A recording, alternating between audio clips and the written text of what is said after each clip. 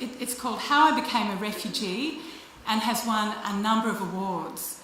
The Impact Docs Award in 2016, selected for a double screening at the Myanmar Film Festival in LA in 2015, a finalist in a Documentary Film Award also in 2015, winner of the Award of Recognition at the International Best Shorts Film Competition 2015, and Global Accolade Film Competition also in 2015. The film's also been screened very widely, nationally and internationally. It's an important storytelling tool to tell the experiences and stories of stateless young people and their families from their own voices, and to engage young people in schools and the broader community in developing a better understanding about those stories. So we're also very privileged to have Ruby Ni-Chin here with us today, who stars in the film and who'll be participating in our discussion a bit later. Marilyn is also the founder of Metamorphosis Incorporated, a not-for-profit charitable organisation working to raise awareness and funds to support the education of displaced people and young people in particular. So please join me in welcoming Marilyn and Ruby Ni-Chin.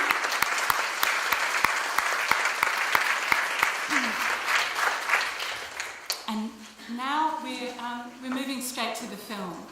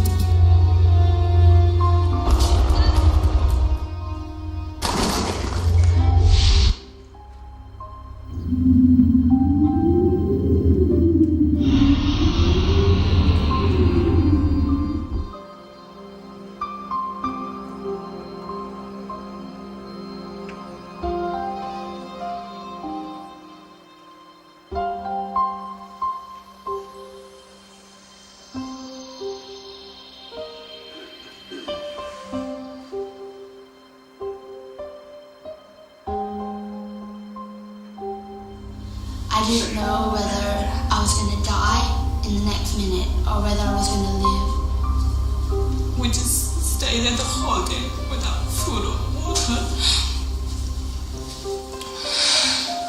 I told my mom to put my brother down and just to hold me for that second, just to hold me so that I could have that memory of her if I were to die. And I think that broke her heart because she cried and I cried and then everybody started crying.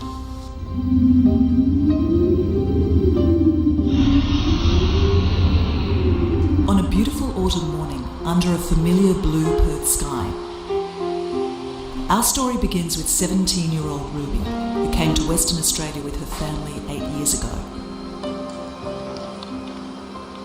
Ruby's a first-year biomedical student at the University of Western Australia and lives in suburban Perth with her dad, mum, her older sister Delia and younger brother James. There's one, which is my dad, Handsome Ni-Chin, and his lovely wife, his girlfriend.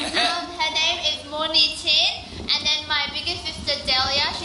She couldn't come today due to church commitment, so she's Delia Ni-Chin. I'm Ruby Ni-Chin, and this is James Ni-Chin. Nice to meet you, and yeah, thank you.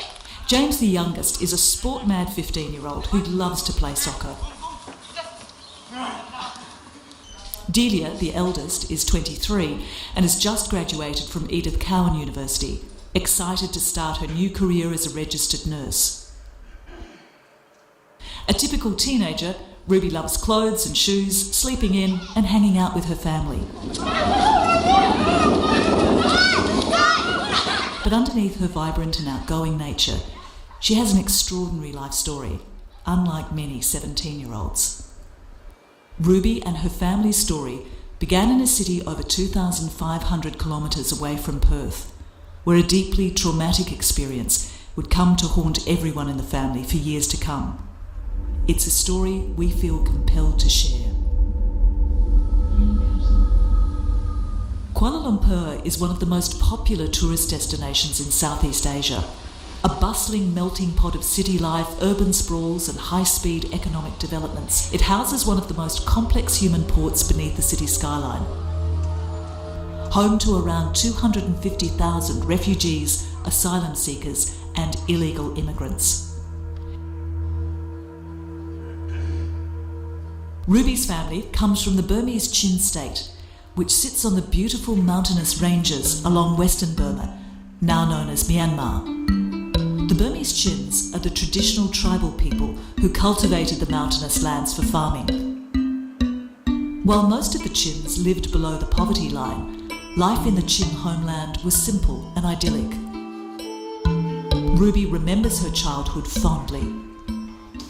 Although I didn't get an education, so I wasn't able to attend like an official education. I had fun. I had a good childhood. We would play in the mud, we'd play hide and seek, and in Burma it's tropical rain, so when it rains you don't get too sick as well. But when it rains, and then we'll go out in the rain and we'll play with the rain and we'll be all naked, but we wouldn't really care because we lived a carefree life. Ruby's younger brother, 15-year-old James, recalls his childhood in their Chin village. I was just a little kid, enjoying life in Burma, playing around with my sister and siblings, and then, going out just around neighbours, going to ponds and fishing, Like most asylum seekers and refugees, the idea of leaving their homeland and village was the furthest thing from the minds of most of the Chin people.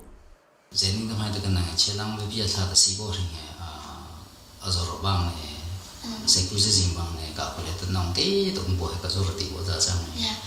the 1980s, Chins lived relatively peaceful lives and were able to freely practice their religion. For the great majority, that's Christianity, introduced by the American Baptist missionaries in 1889, and now an integral part of Chin identity. Ken Chung met his wife Mumu at a university in Mandalay. He was studying physics and Mumu was studying to be a nurse. They got married in the early 90s and had Delia and Ruby.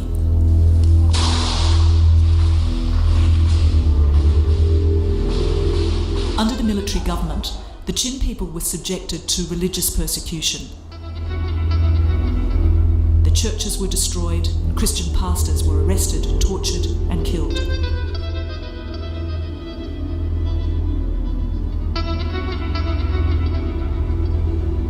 Much of the Chin land was also confiscated by the military,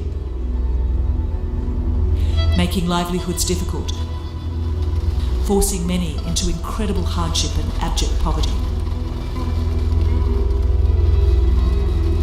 Huge numbers became victims of forced labour under the military, who ruled the country for over 4 decades.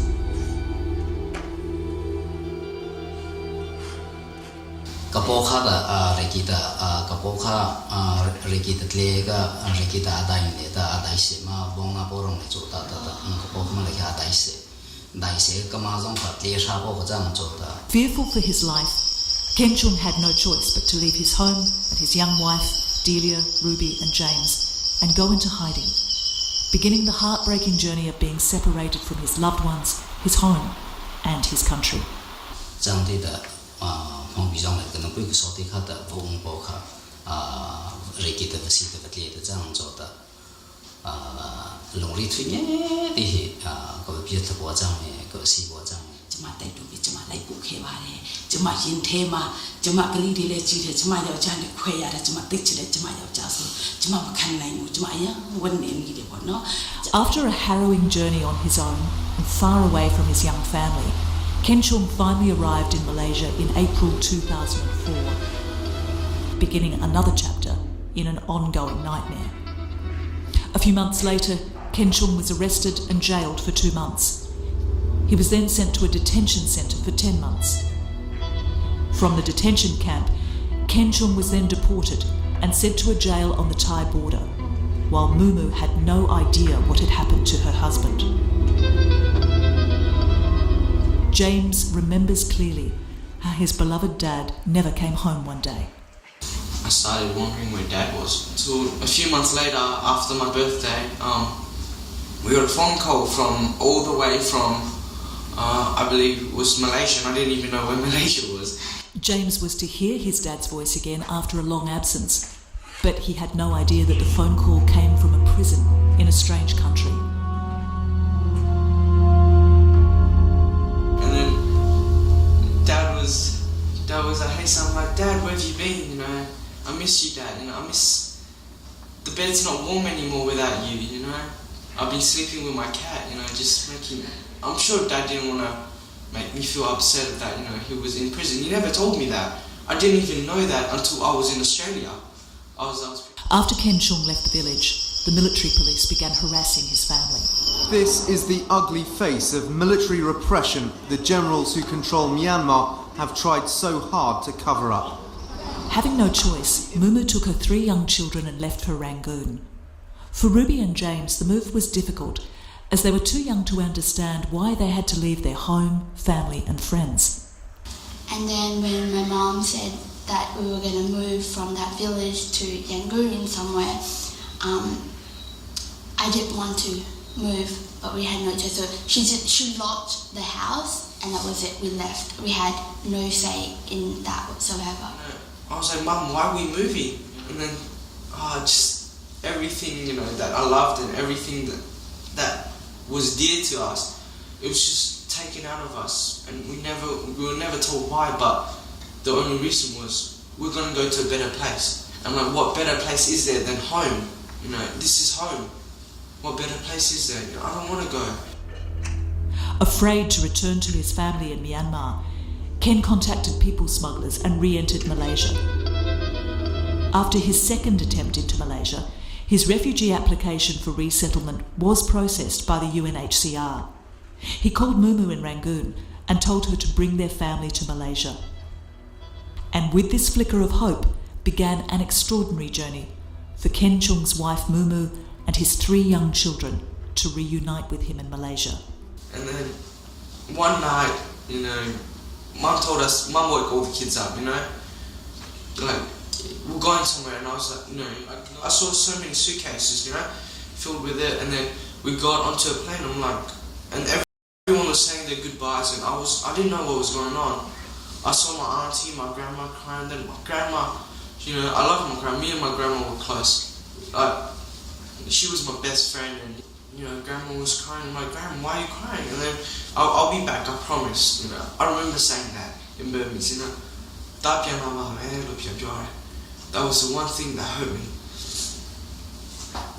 I didn't know where we were going. I was like, I believe that me and my brother, we were like, you can go to your husband and we'll stay here.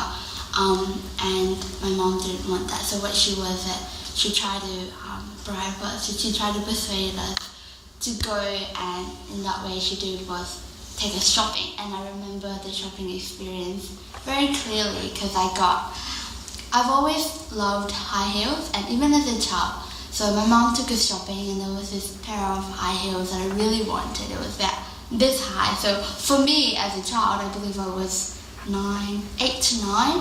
As a child, I got high heels, and so I was very happy, and I was like, I'm willing to do anywhere, go anywhere you take me, do whatever you want, and I'll follow you. You get me that pair of shoes, and I was very happy with that. And in addition to that pair of shoes that I really wanted, Mom bought me new clothes and new jeans, and I was like, wow, Mom, like I was really happy, you know. But I didn't realise that she was preparing us for the journey ahead. The journey that Ruby, Delia, James and their mother were about to embark on would leave scars so deep that they had to be tucked away for many years. It was almost 7 years after being resettled in Perth that the family would unveil these stories to us.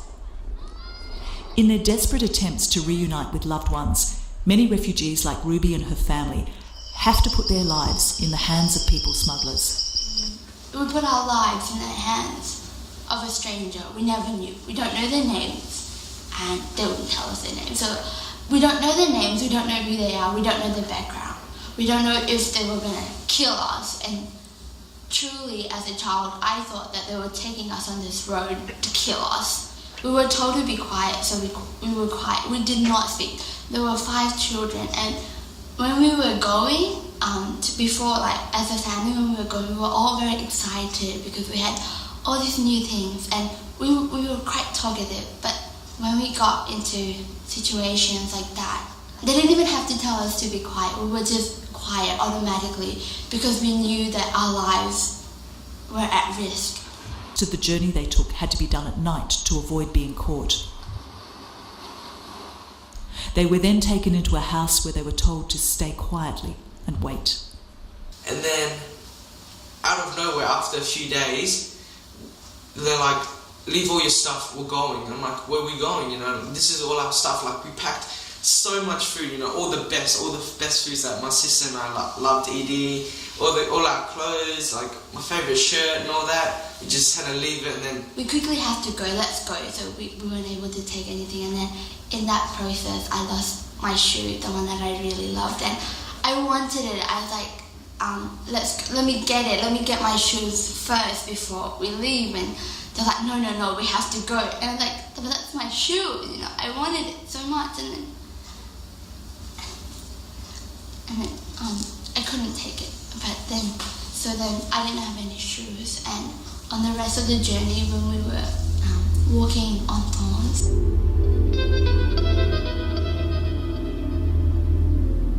they were then taken on a fishing boat to a deserted Thai island. we got into a boat, man, it was broad daylight, and then it was so early in the morning, and we got put into this little island, I guess, like with a little cave in it, and then they just said, stay here, don't come out, we'll come and get you. So we stayed there for the whole day. You know, the little kids, you know, our little cousins were crying and, you know, upset, you know, they were like complaining about how thirsty they were and how hungry they were. We just stayed there the whole day without food or water. On the journey, we had like 4 or 5 kids with us, and they don't have energy to complain, they just keep quiet. From there, they were transported on another fishing boat to cross the Malaysian borders illegally.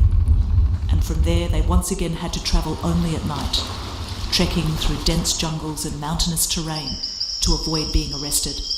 I never climbed a mountain, but in that night I think I climbed 5 or 6 mountains, and we climbed and we don't know where we are, and then we just like roll down from the mountain. And the memories of the journey they took through deep jungles in pitch darkness left physical and mental scars. Without any shoes, Ruby had to endure walking through the jungle barefoot. Our bodies, we have bruises and scratch marks and things like that, but that kind of pain, we didn't feel that pain because we were so scared. We were holding on to our lives. Then there came a moment where time stood still for Ruby, a moment she will never forget. I do remember what my mom said. My mom had to carry my brother, and I remember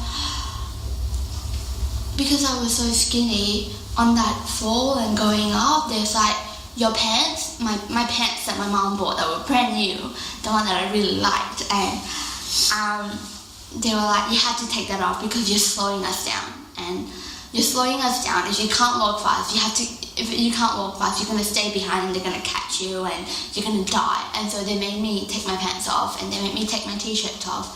So all I had was an underwear on. I remember I had mosquito bites and I had also a leech. Yeah. And so I was really afraid, and what I needed comfort because I didn't know whether I was going to die in the next minute or whether I was going to live to see my dad.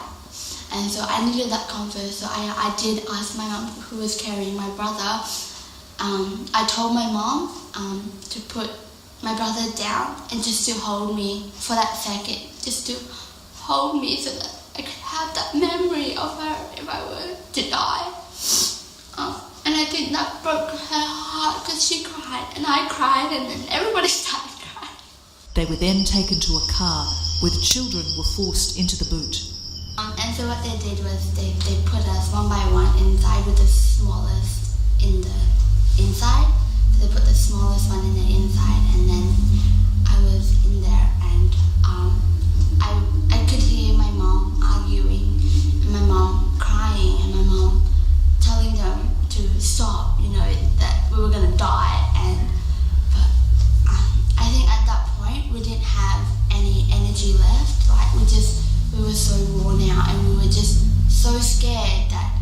couldn't say anything, we couldn't do anything, we just let it be.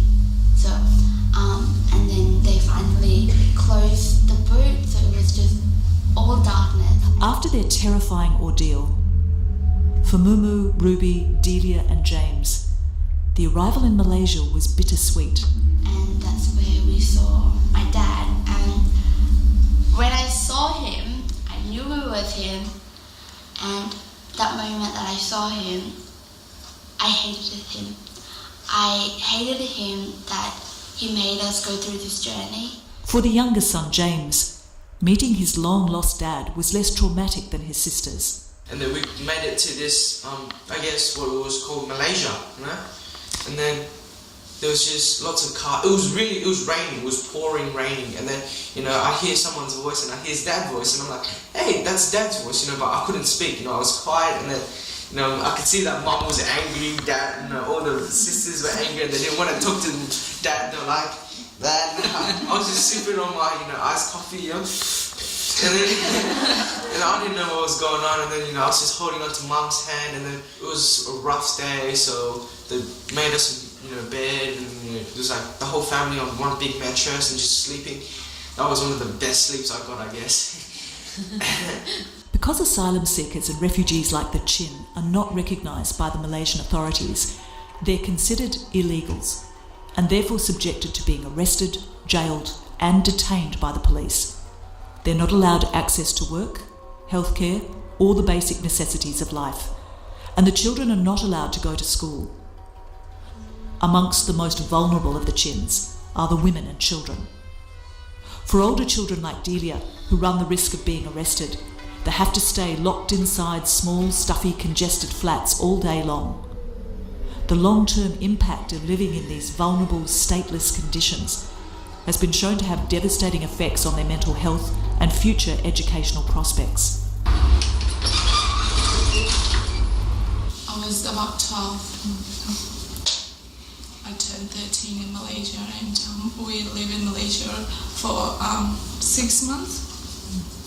And during that 6 months, I had to stay inside the house, couldn't go out. Becoming a signatory to the convention states a legal commitment to protect the rights of all asylum seekers and refugees. It's ironic that Australia, which has been a signatory to the convention since its inception, has adopted one of the world's harshest policies on asylum seekers seeking refuge in the country. Plagued by a history of insecurities and anxieties around migration, invasion and difference, Australia's history is rooted in unresolved and unsettled fears around who is allowed in. Another interesting myth circulating in Australia is the perception that Australia is taking far too many refugees. Of the 11.7 million UNHCR refugees in 2013, only 1% were resettled. And Australia resettled only a percentage of that 1%. Ironically, one of the core messages in our national anthem, Advance Australia Fair, is this. For those who've come across the seas, we've boundless plains to share with courage. Because of their illegal status in Malaysia, refugee children are deemed illegal, locked up in detention centres, and not allowed access to formal education.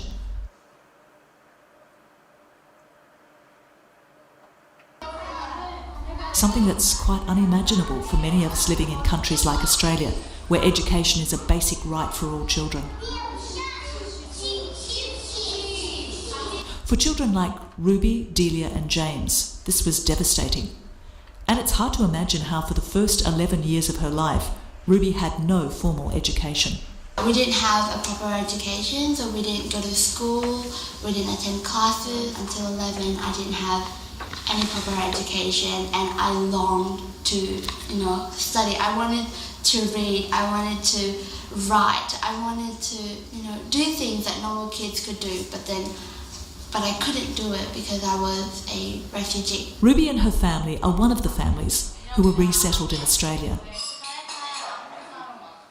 The resettlement process is a long and complex one. While James and his family were relieved to be in Australia, their resettlement journey was far from smooth. For James, his early experiences were about finding common ground with other refugee children. After a few months, we started going to Nolamara, and then I was happy, I was, mainly it was the African, guys, but they had the same problem with us, they were seeking refuge in another country, and then, but we all had one thing in common, we all love soccer. We all love soccer, it's play soccer, no matter who you are, we play soccer, that's it. And then, we didn't understand each other, and then, but we still loved, playing soccer, and we'd always know one person. The main person was Ronaldo. That's it, Ronaldo this, Ronaldo that. For Ruby, the experience of coming to Australia has been bittersweet. For me, as a refugee, I didn't realise that I was a refugee until I got to Australia, and then I was labelled a refugee. At primary school, there wasn't much discrimination that I had experienced until I got to high school, and then I was a refugee with a big tag, and it was as if it was written on my forehead, and I would be bullied because of my status, and there are days where I would come home and cry and say I don't want to study anymore. For when I was in year 8, I believe I cried kind of every single day that I had school. I come home, I remember there was this, first it started with little comments. There was a guy, there was a student, a fellow student as well, and he was like, oh, don't sit next to her, she's knits and she's a refugee. And he was like, oh my god, in her hair, there's like knit wars going on in her hair. Don't sit next to her, you'll catch it. And things like that. And I think I was pretty strong at that time because that's okay, I'm here for my education and I'm learning. But then things escalated to the point that one day he spat on me. I dropped everything and I went to my locker, and all I did was I wept. And I thought, because he spat on me because I was a refugee, but he spat on me because he didn't know where I'd come from. He spat on me because he didn't have to go through all that, but he didn't understand that. He didn't know how hard it was for me, not knowing, to go through all that thing, not knowing until I got to Australia that I was a refugee. And I don't think it's something that we should be ashamed of, I never knew about my sister getting bullied, She never told me. I was pretty angry, Like, when I found out when I was in high school, when I went to high school with her, I was at year 7, I was quite popular, I had lots of friends, I knew everyone, and then I found out then, like, sorry for my language, but I was pissed. I wanted to hit that guy. Nobody picks on my sister but me, No, nobody but me, Ruby's story is an extraordinary and inspiring one of incredible resilience that defies the odds. For a young person who's had no formal education till she was 11 years old, Ruby's faith in herself and her future has remained unshakable. In my mind, despite all the bullying that I've been through, what I had in my mind was that my education is first.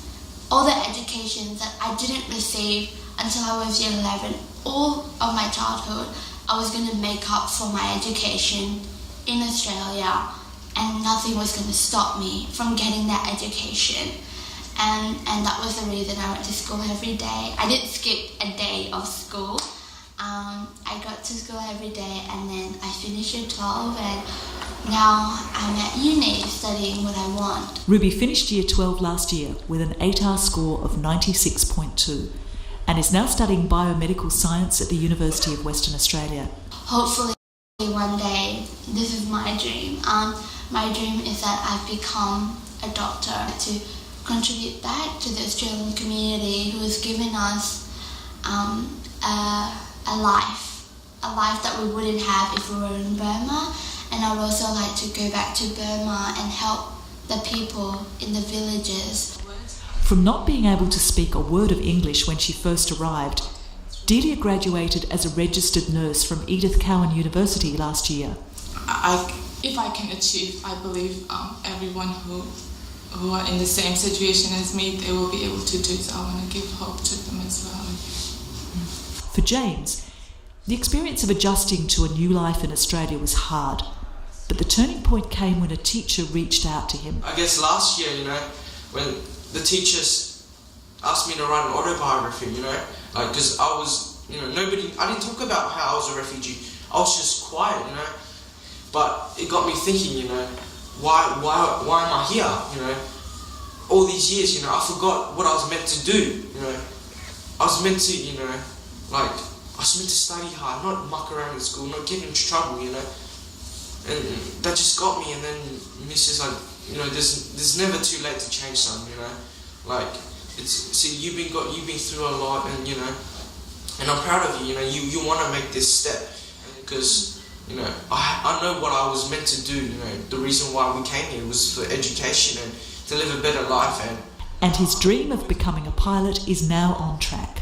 I'm studying aviation at the moment, and it's difficult, but I've always had a thing in my heart that I've always wanted to fly planes, and I've always wanted to be in the Air Force, maybe. And then I just said, look, I've got to repay this country.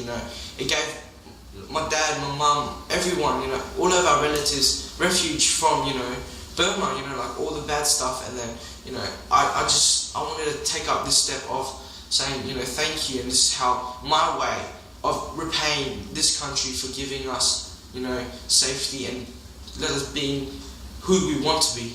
Education is at the heart of what gave this family hope and kept them going against the challenges they face daily. Something that's often not understood is the value of refugees in our community and their remarkable contribution to our country and society.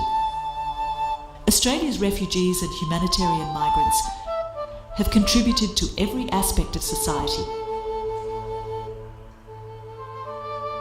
including the arts, sports, media, science, research, business, politics and civic life.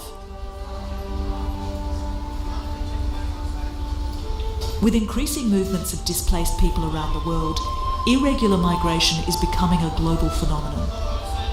This is a test on our capacity as a nation to be compassionate and our ability to see asylum seekers and refugees as human beings deserving of fundamental human rights. Because becoming a refugee is not a choice. We became a refugee not because we choose to, not because we want to, not because we love to be a refugee. It is our life situation that brought us to become a refugee. So it is not a choice given to them. People like us, they don't want to do all these journeys because it's traumatizing, and it just takes so much out of your life, and it's just something you're going to have to live with for the rest of your life, I guess. It's not a choice. And I know that most of the Australians, they do want refugees to come here, but it's just the people with the louder mouth, I guess, that speak out saying they don't want refugees. But I encourage the Australian public that want refugees to speak out louder, to shut out all the people that who don't want, who are encouraging bad stuff and saying bad stuff about the refugees. They are like you, they're humans, we are like you, we are all the same. On the outside we may be different, but in the inside we're all the same.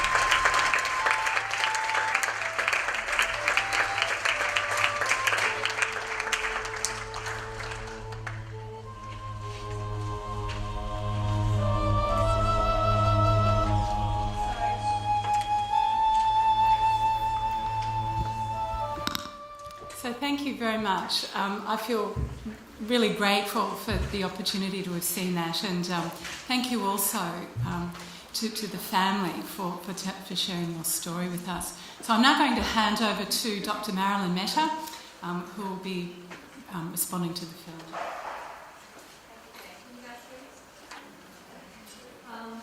First of all, I think what I'd like to do is to acknowledge the Nitin family. Ken, Norma,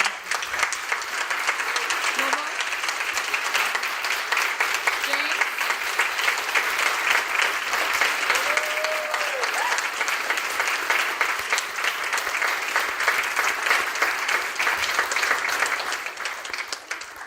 I think we often underestimate the incredible courage and how painful it is for people to share their stories. I guess what I want to do is to take this opportunity to acknowledge the traditional owners of this land, the Whadjuk Noongar people, and pay my respects to their elders past, present and future. And as we've heard this morning, how incredibly important that we are all visitors on this land, and that it is our responsibilities as migrants and people from refugee background to, I guess, be grateful for the hospitality and the generosity of our Indigenous people. Somebody said to me that sovereignty is the right to offer hospitality and refuge. And I think that comes with receiving that hospitality and that refuge is the responsibility to acknowledge our First Nation people. I want to just quickly show you some of the projects that we've been doing with this film. We made this film with young people in mind because, I don't know about you, but the moments of despair in the last 10 years have really affected how we have this conversation. So the idea was to actually bring this film into schools and to try and change the kind of conversation so that we're really engaging young people in this conversation, very difficult conversation, so that when they become of voting age, they will make different choices. So this film was developed with I've got some copies of the study guide for teachers, and it's gone into, I think to date, about 85 schools right across Australia now. What I want to share with you very quickly, if I can find the clip, a project that we did across 5 schools in WA, where we developed a questionnaire where we got the students to fill in 10 questions, and then they watch the film, and then we have a Q&A session after the film, and sometimes if we got time, we get into focus groups, and then they do a post questionnaire. So I just wanted to share with you what are some of the things. So these are some of the schools that we visited. And so in the pre-questionnaire, we asked them to describe in their own words, what is a refugee?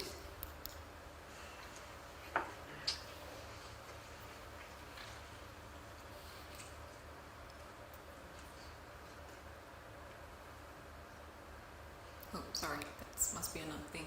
And then we sort of asked the questions, do you think Australia's taking too many refugees? And these are some of the responses.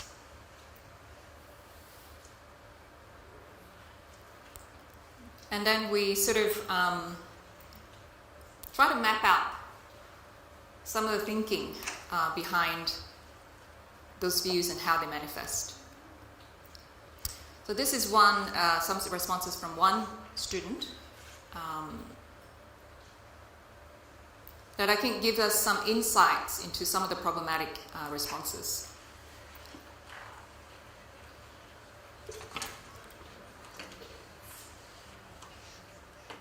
This is another example. It's interesting also the kind of views that they hold and where those views might come from, and what are the dominant narrative that they're drawing these views from.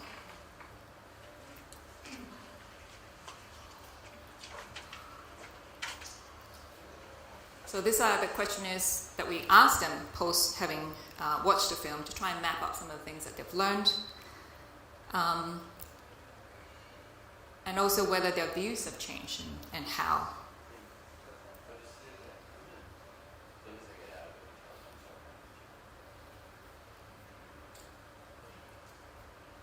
and also how they might respond to a new student in our school who've come from a refugee background.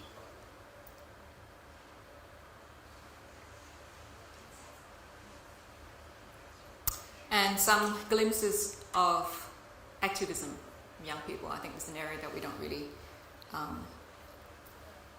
talk a lot about. And then we finally ask them to describe again in their own words what a refugee is.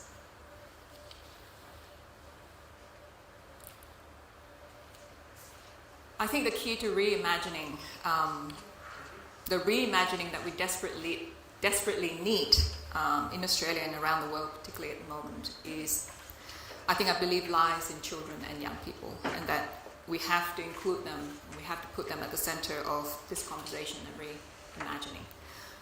So that's just the bit, and can I invite Ruby up?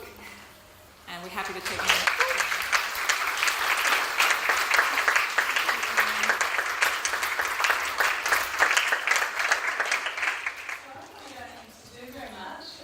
But certainly we now have some time for questions and answers and comments from the floor if anyone has one.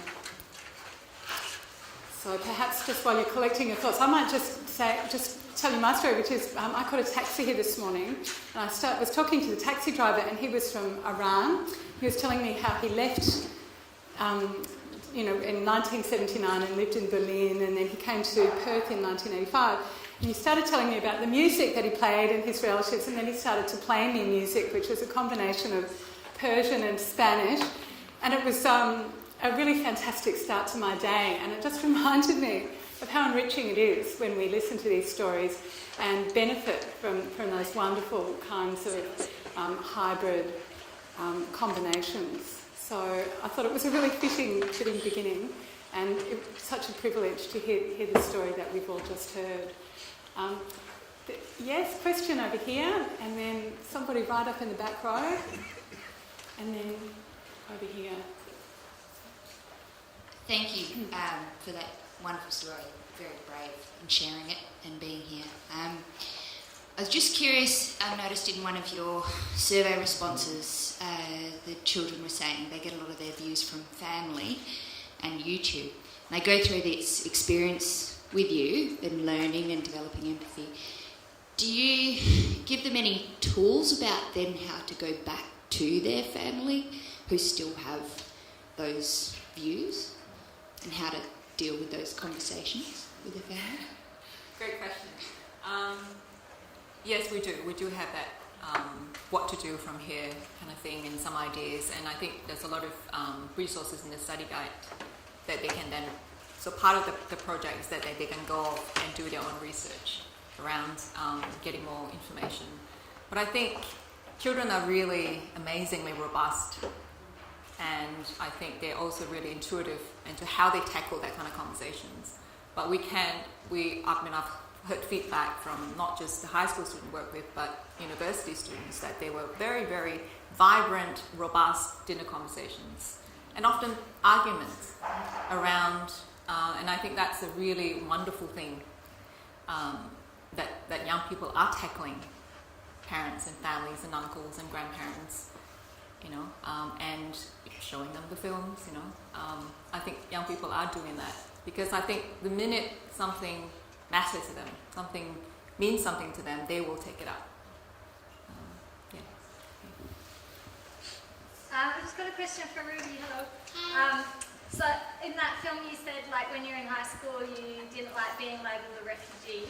Then what made you have changed to want to do this film that's called How I Became a Refugee? And also then, like, how do you like to be called now? Like, do you feel comfortable with that label, or do you feel like that's something that happened in the past and, yeah? That's a loaded question. I'll try to answer it as best as possible. Sorry. Yeah? Is it better? Okay. Yeah, I'm a little bit nervous, so I'm losing my words.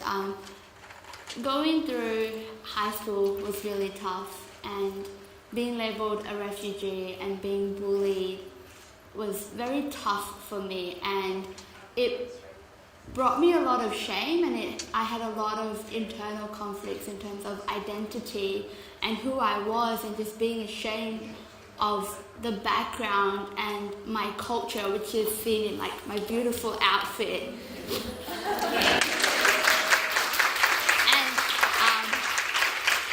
So for a very long time, I was really ashamed of myself, and I was ashamed of my identity and the struggle and the problem that was back home, and the reason that we had to leave home. I was very embarrassed to tell people that, and when even till this day, I'm at university, and not a lot of friends at university know that I'm a refugee, because it's still something that I'm struggling with and I'm dealing with, and I'm so happy to be a part of this symposium, because I wish I could go back to my 13-year-old, my 14-year-old self and be like, hey, you're going to meet so many amazing people that really care about you and that really care about the problems around the world, and they will gather and they will talk things out and they will say things as it is and not try to sugarcoat it, because I felt so lonely and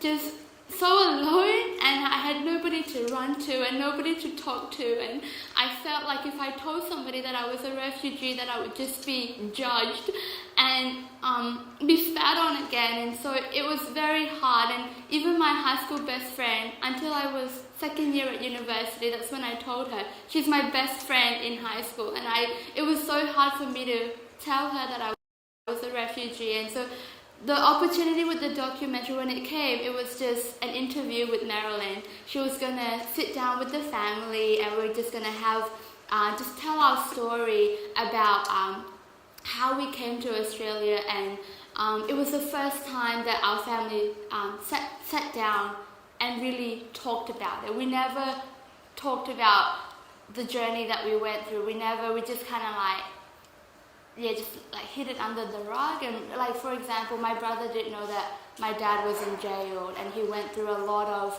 hardship. And so it's very hard for me even nowadays just to openly, and I select the audience that I share my story to, because I feel so vulnerable, and it's not something to be ashamed of, but it's still something that I am working towards being. I'm very empowered by this symposium, so I really want to thank the organizers, the board member, everybody that's here, because it shows me that there are people in the world, in the audience like yourself, that care about people like myself and what I have to say and what I went through. And so as of from now on, I'm just Ruby. I came from Burma, from the Vapai state, Vapai village, and I'm just really happy to be here. In terms of labeling myself as a refugee, I'm Burmese. I was a refugee. I'm an Australian now. So in terms of labeling,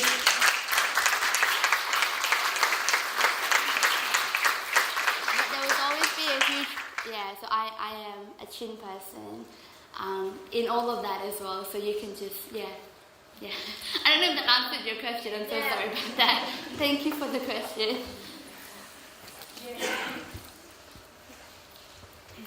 Hi, I just wanted to say thank you so much. I've got a 13-year-old boy and a 15-year-old boy and a 9-year-old girl, and my 2 teenage boys. I will go home tonight and talk to them about this story, because bullying is rife in schools no matter where you come from, and just to hear a story of that kind of bravery and to make a difference, to watch how one child can impact. My 15-year-old boy will put a stop to things, and my 13-year-old is the popular soccer player who doesn't say anything, but hearing these stories will make the difference. So I just wanted you to know that it will go out further, and to just ask you if there was anything at your 14-year-old self in that moment that would have made a difference, that I can share with my teenagers and their friends and their friends and their friends, anything that would have made a difference in that moment to your 14-year-old self. Thank you so much for your beautiful comment. I felt so alone being bullied. I felt like nobody understood. Like, first things is they didn't understand it was so hard for me to even go to school and learn a new language and to be able to keep up with the study, let alone being bullied and being embarrassed of my culture and my identity. So people didn't understand that. And the second part is that there was nobody there to stick up for me. There was nobody that was like, hey, this is actually wrong, don't do it.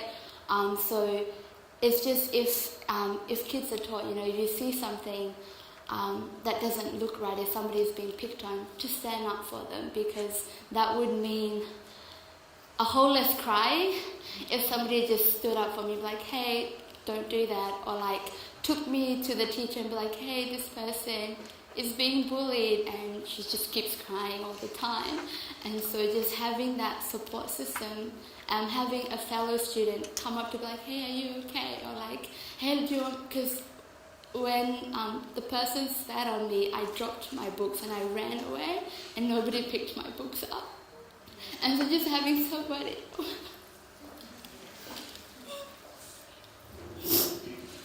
having just having kind kids that, although like if they're not willing to speak up, and some kids are very shy and they won't speak up, but just doing the nice thing by like helping somebody. They don't have to be a very strong public speaker or anything like that, but just doing small things for them, or like giving them a nice hug, like, hey, are you okay? I saw that happened. Here are your books. And just kids just helping each other and just being there for other students. I'm so sorry, I keep crying.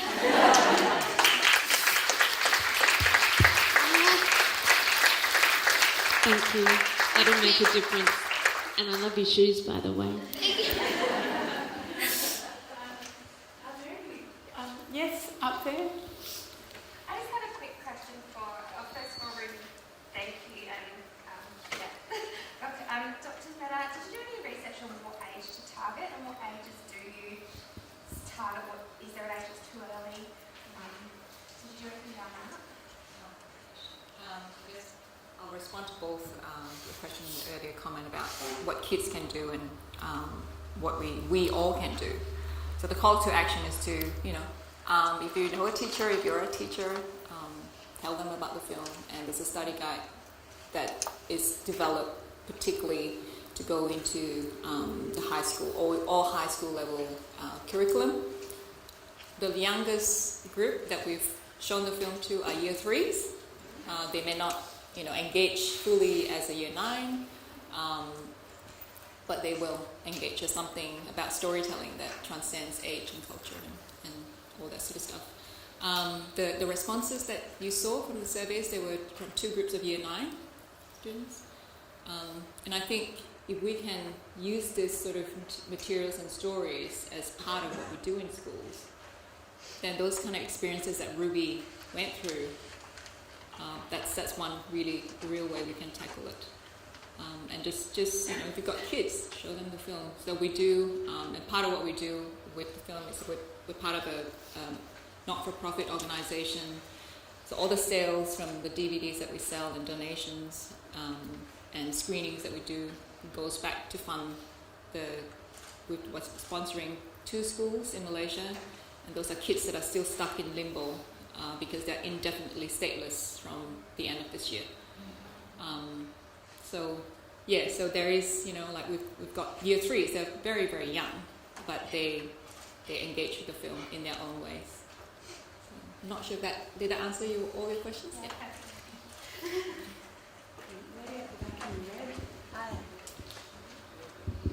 Yeah, thank you so much. I think it's such a profound experience to watch in a group, and also especially with the family being here, so thank you.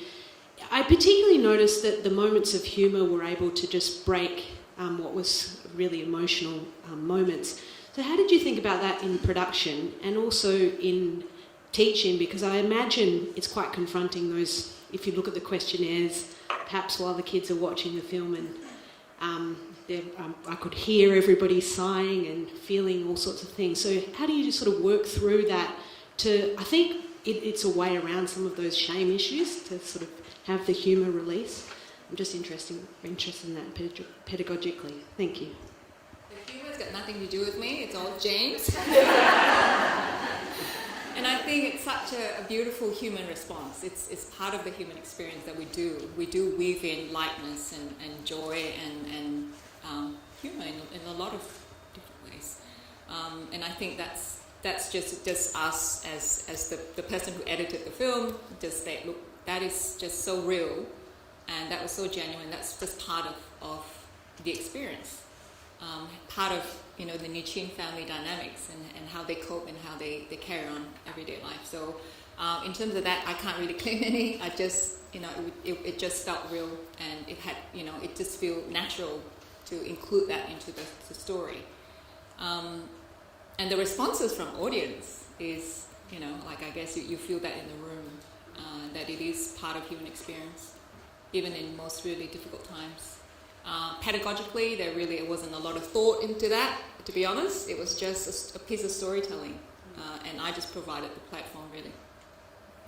When we were filming the little documentary, it went from my dad told his side of the story, and then my mom, and then my older sister, and then myself, and then James. So by the time it got to James, everybody was just like crying furiously. We were, because my dad told us things that we didn't know about before. There were a lot of things that he was sharing to us, so it was a very intimate family thing. So when my dad speaks, and a lot of the clips where my mum and dad speak are kind of cut out, is because we're like, oh, wow, and they're like crying, because it was the first time we're like hearing these stories and all the difficulties that they went through for us to be where we are, like for us to be here today. And so by the time it got to James, we were just all cried out, and my brother was just trying to make sure that we didn't all go into deep depression after that. So it was very authentic. None of it was structured or anything. We just sat and we shared our story and it was just more of sharing it to family, and Marilyn's become a family member, so we were very comfortable with just talking to each other and sharing. So it was very authentic, very in the moment, real. Thank you. Perhaps jump in and ask another question actually of you, Marilyn, which is sort of following on from the pedagogical question. I thought it was really effective the way you showed some historic footage and photographs as well, and that sort of gave your family story that depth and that context so we could understand about your decisions. So again, I just question about, was that planned from the beginning, or did it just become part of the story? I guess I should premise that this film, I had no background in filmmaking. It was done on a very, very tiny budget with 2 person doing it.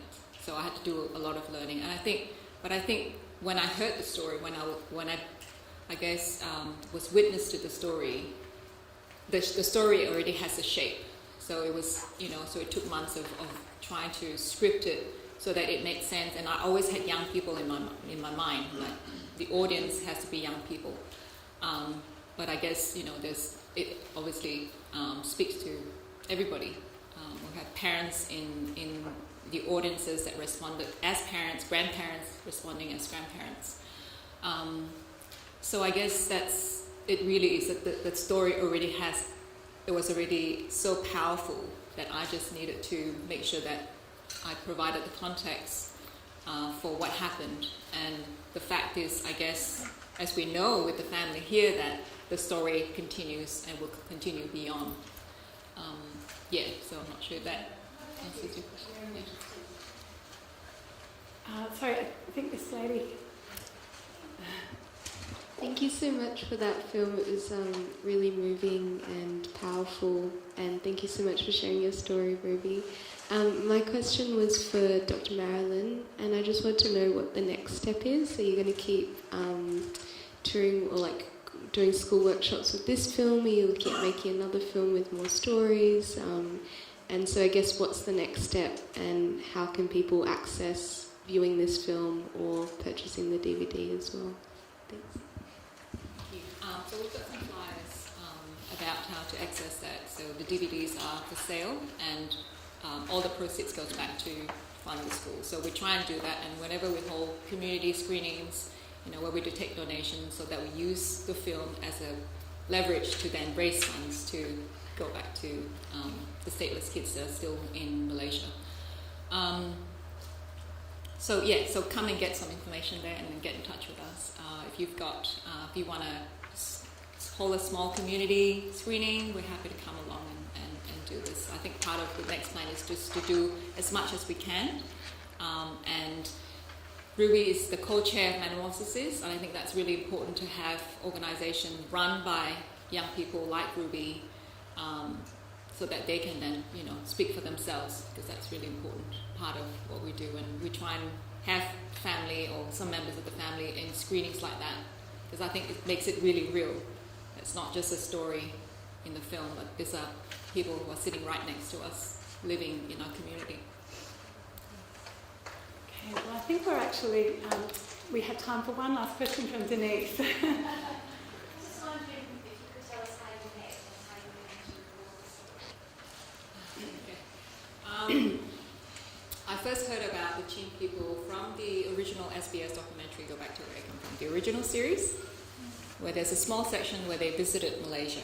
And I was originally from Malaysia, was born there, and had no idea this was going on. Something about that section touched me, and I did a bit of research. I got a small grant from a university. I travelled and spent 10 days in Malaysia with probably about 12 Chin families, and they were just sharing with me their stories, and I came back really heavy. And that was the idea, like I had to tell the stories. And one of the Chin member who had been resettled in Perth, got in touch and said, "You've got to meet this amazing young woman called Ruby." So we got in touch, and I was invited into their living room one, autumn afternoon.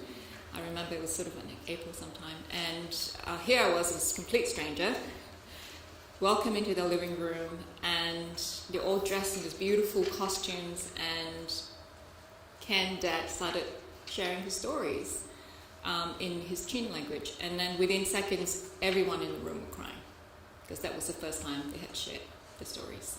And I think there's a lot to be said about what generations of migrant parents and people from refugee background, in order to try and protect the trauma for passing down, and it's a huge responsibility, and how much it took for them to share that story. And I guess part of on the other side of the thing, where we do go into schools and we do have, at the end of a session, a young person comes up to me and said, "I'm from a refugee background, and thank you for doing that, because now I feel I can come out." So I think that's really important, that we support, the older generations in being able to share that in a safe environment, because it needed to be in a safe environment. And I can't emphasize that. And I think we need to support our young people where they can share their experience of whatever that is, without shame, without being judged. Well, I'm afraid I think we do have to finish there. We've run out of time. But again, please join me in thanking Marion,